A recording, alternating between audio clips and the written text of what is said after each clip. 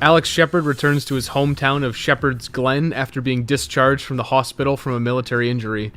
Alex finds the town filled with thick fog and falling apart at the seams. He discovers a large number of the inhabitants have disappeared, including his younger brother, Joshua.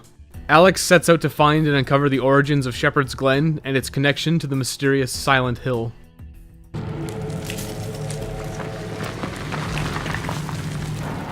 The Silent Hill games are atmospheric adventure games made by the Japanese developer Konami.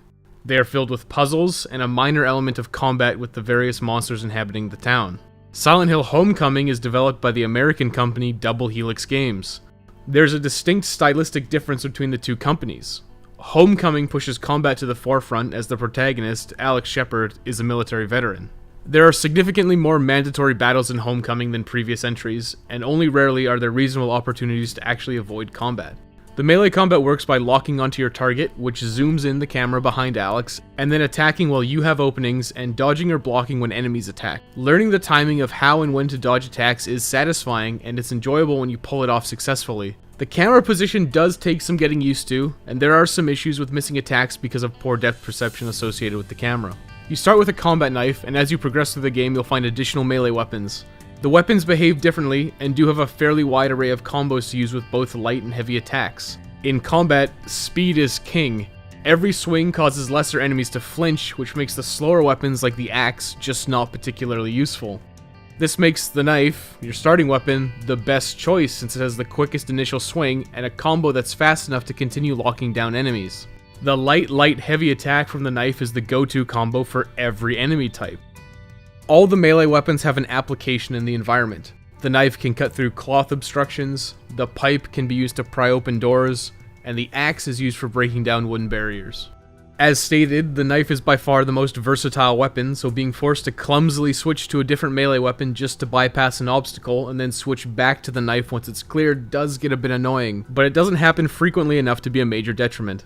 There are firearms, and they are extremely powerful. The shotgun and rifle are capable of taking out enemies in as little as one shot, but obviously have limited ammunition. Alex's ammo storage capacity is low, so it's recommended to use the firearms at fairly regular intervals. Forgetting about them can lead to situations where you're fully stocked on ammo and you come across a box you simply won't be able to carry. It creates a delicate balancing act because by using your firearms, you're likely conserving your healing items by dispatching enemies from a safe distance and not dealing with the melee combat.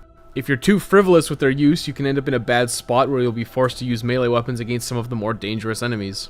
There are some minor quick-time events present, mostly related to being grappled by enemies and bosses, but occasionally occur during puzzle sequences. They're mostly inoffensive and don't occur enough to detract from the experience. Outside of combat, most of the game is spent exploring the derelict town, solving puzzles to open new ways to progress, and finding clues to your next objectives.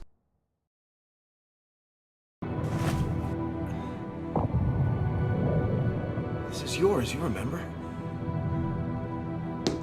Take it. Silent Hill Homecoming is from 2008, and its graphics look good, but do show their age.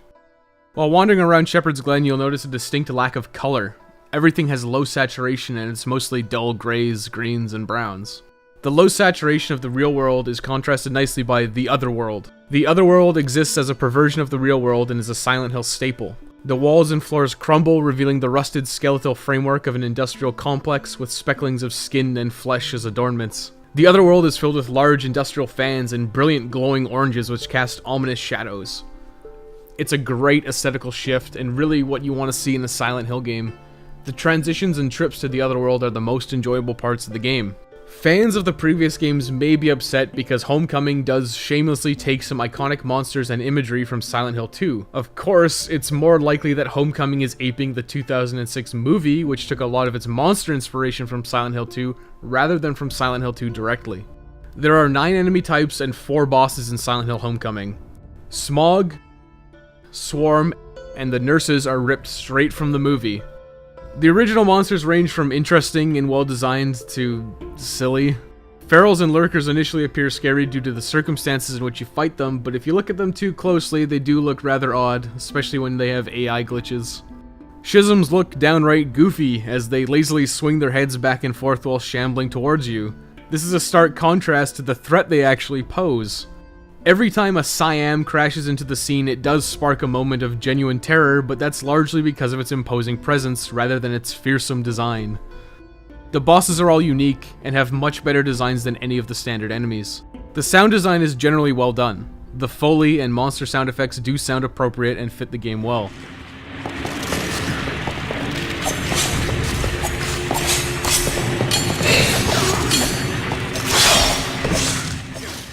The dialogue delivery when talking to the inhabitants of Shepherd's Glen is dry and largely devoid of emotion. Make an appointment in my office. What the hell's happened to Shepherd's Glen?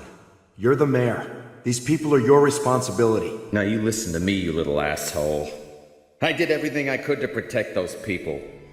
It's a stylistic choice, as the inhabitants of Shepherd's Glen are going through a mind-breaking nightmare scenario. The tone feels appropriate for most of the situations, as you're only given a small piece of the big picture. Having a real conversation with the various people in Shepherd's Glen would unravel the mystery just a little bit too early. Overall, the voice acting is acceptable and doesn't detract from the experience. Finally, Homecoming has some well-documented game-breaking bugs that can lock your progression. These bugs only occur in a few places where you must place multiple items to unlock a door. If you place an object, save, reload, and pick up the object again, it causes it to become a dummy item and can render you unable to complete the puzzle to move on. This glitch can be avoided by simply completing these sections in one play session or by not placing any of the items until you have them all and are ready to proceed. There are a few other issues with performance. Sometimes triggers and button prompts won't appear until you've backed off and tried to access it a second or third time. The frame rate will also drop if there's a lot going on screen, mostly related to smogs creating large plumes of smoke. The controls while in combat can also be unresponsive, which can lead to situations that feel unfair by dropping inputs, causing dodges to not go off, making you take unnecessary damage. It's a damn shame the way people mistreat such nice things. In the early hours of the game, you're likely to be worn quite thin on healing items, even if you're diligent at searching and scavenging. You'll still be learning the ropes of melee combat, and there just isn't a lot of healing items in the early stages of the game. Backtracking, looking for hidden healing items or ammunition, often leads to enemies spawning, which can make the whole endeavor fruitless. After you've encountered enemies several times, you will learn their patterns, and it makes taking out individuals quite easy without suffering any damage at all. Combat starting to click occurs around the time the difficulty starts ramping up, and the game provides more healing items and ammunition to help compensate for the increased number of enemies. This leads to a drought of healing items in the early game, but an extreme abundance in the mid and especially late game if you've been finding the hidden serums. Battles get messy when you're forced to deal with multiple enemies in tight corridors, which does happen at a few points. In these scenarios, it's possible to be completely locked down if you get into a bad position.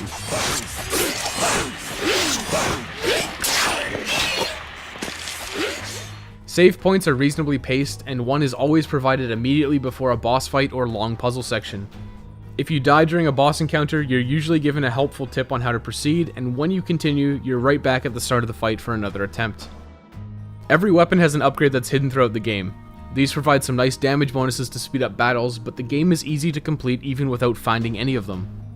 Ammo is absolutely best saved for larger enemies like Siams, as a well-connected shot can completely trivialize the encounter.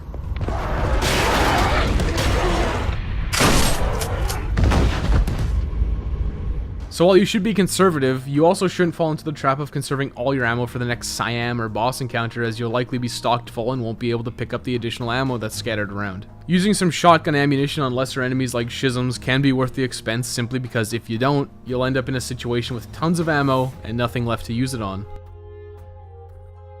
Silent Hill Homecoming's puzzles are quite easy. Most of them are simple and intuitive, solutions being obvious riddles or simply collecting a handful of objects from around the surrounding area and placing them at key locations. These can be brute forced if needed. You'll need to do some simple trial and error by doing things like splicing wires and testing the connections, similar to a game of Mastermind. Silent Hill Homecoming only has two difficulty settings, normal and hard. Not having an easy difficulty may seem off-putting to some players. Regardless of skill level, most should have few issues getting through Homecoming, and it should be considered an easy game to play to completion on normal difficulty. Hard mode can be a nice alternative for those who find normal too easy, but there are no additional incentives to complete it besides one achievement.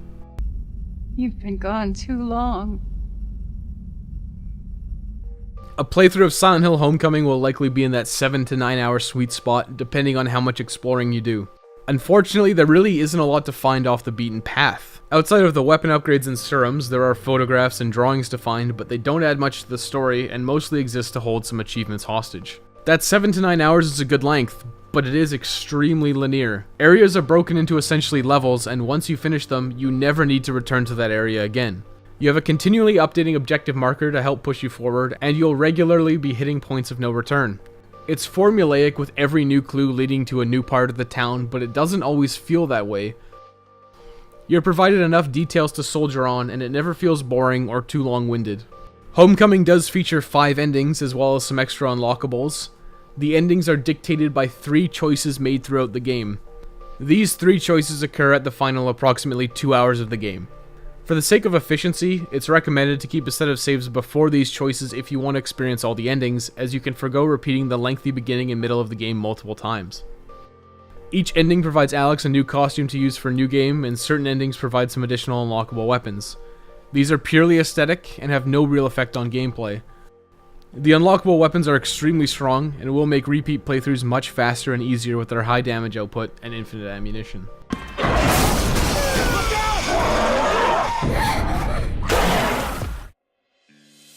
At recommended playing, games either ascend to the pantheon of games worthy of your time, or are forced down to wallow in the miserable muck of mediocrity.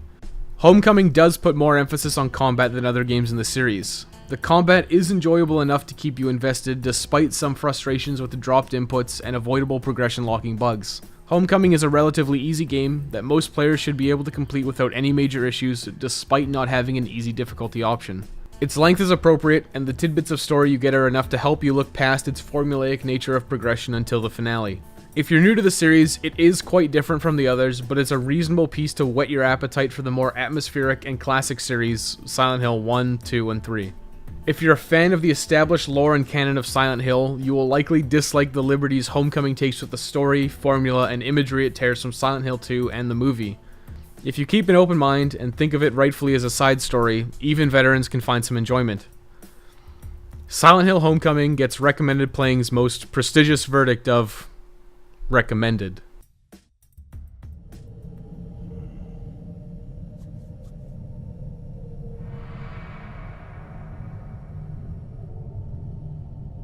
Forgive me.